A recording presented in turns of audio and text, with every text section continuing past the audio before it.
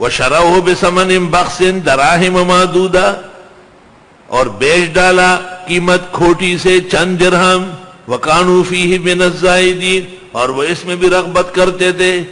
بعض علماء کہتے ہیں کہ برادران کو پتہ چلا تو انہوں نے کہا ہمارا غلام ہے لیکن بگوڑا ہے، شرارتی ہے، ہمیں چاہیے نہیں، بس ہمیں کچھ سیپ وغیرہ دے دو جو اس زمانے کا کوٹا سکہ تھا، اور اس کو لے جاؤ، مقصد یہ تک یہاں سے ہٹاؤ۔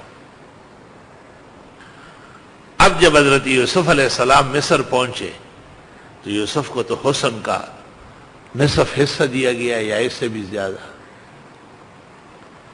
کہتے حسن کو 100 حصے کر کے 99 حصے آدم کو دیے گئے جو مسجود ملائک بن رہے تھے، اور ایک حصے کو 100 کر کے 99 یوسف کو دیے گئے، اور باقی جو ایک حصہ رہ گیا وہ شہزادہ بارام اور گل اندام ہو، یوسف خان و شیر بانو ہو، آدم خان و درخانہ ہو، پری حسن بانو ہو، فلاں و فلاں، فرحاد و شیرین ہو، ان کو دے دیا گیا۔ اللہ اکبر۔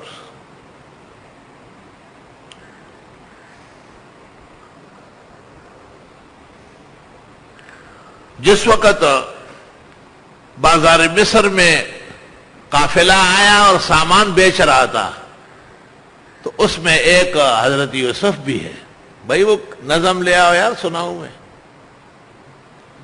ہمایوں کے کمرے سے نظم لے آؤ۔ تو زارا جہان پیش ہوا ہے۔ مولانا روم نے لکھا ہے کہ ایک بوڑھیا اپنے چھج میں یا غلبیل میں چھلنی میں کپاس کے کچھ ٹکڑے رکھے اور بازار میں کھڑی تھی، اس نے کہا کیا ہے؟ کہا خریداران یوسف میں شامل ہونا چاہتی۔ مولانا روم کہتے ہیں ابھی جگر خوب بیان کرتے تھے،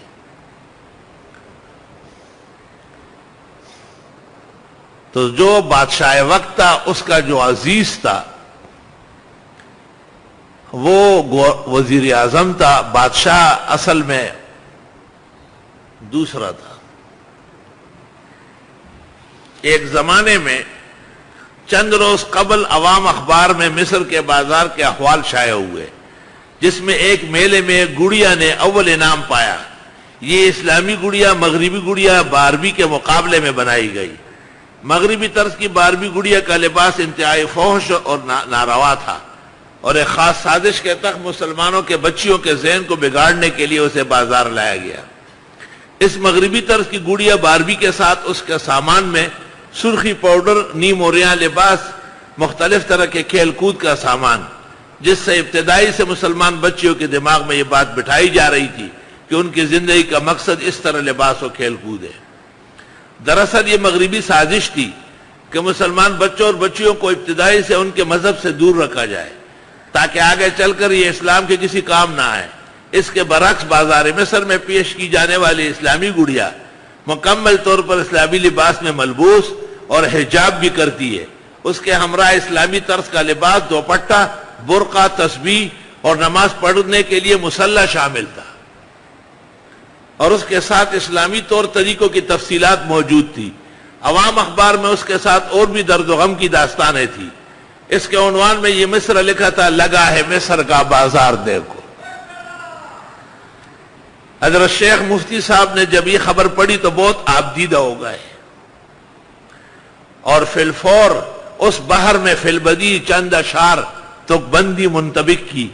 قارئین کرام کی دلچسپی اور الاحسن کے قارئین کی بشاشت طبع کے لیے اور تفسیر کے دلدادوں کے شکرانے کے لیے پیش خدمت ہے۔ یہ ذرا سننا کیے۔ حسن و جمال کا برمار دیکھو، لگا ہے مصر کا بازار دیکھو، شان و شوکت کا انتظار دیکھو، لگا ہے مصر کا بازار دیکھو، خوبیاں جمع ہے انبار دیکھو، علم و عمل بترقی ہے تو کردار دیکھو، سر باطن کے لیے پاکی یہ گفتار دیکھو، لگا ہے مصر کا بازار دیکھو، ناب لؤلؤ دہن کا خمار دیکھو، لگا ہے مصر کا بازار دیکھو۔ دنیا اس کے لیے تڑپتی تھی نا، اسلامی گڑیا کے لیے۔ تو میں نے کہا تیرے جلوے پہ فنا ہو کہ طلبگار دیکھو، تیری ایک دید پہ دولت کے جان نثار دیکھو، لگا ہے مصر کا بازار دیکھو، تیری زلفوں کا دہن اپنا شرمسار دیکھو۔ اس کے زلفیں ڈھکی ہوئی تھی تو لوگ سمجھتے تھے کہ شاید آنکھوں یا چہرے میں نقصان ہے، اس کا جواب دیا میں نے، تیری زلفوں کا گہن اپنا شرمسار دیکھو، تیری آنکھوں کی نظر اپنا گلوزار دیکھو، لگائے ہے مصر کا بازار دیکھو۔ حسن صورت کا تماشا ہے تو رخسار دیکھو، حسن یوسف کا امتحان سر بازار دیکھو، عصمت محفوظ رہی غلاموں کی قطار دیکھو، صرف اس شہر پہ عاشقوں کا ابشار دیکھو، اس تک بندی کو سمجھنا ہو تو اخبار دیکھو، لگا ہے مصر کا بازار دیکھو۔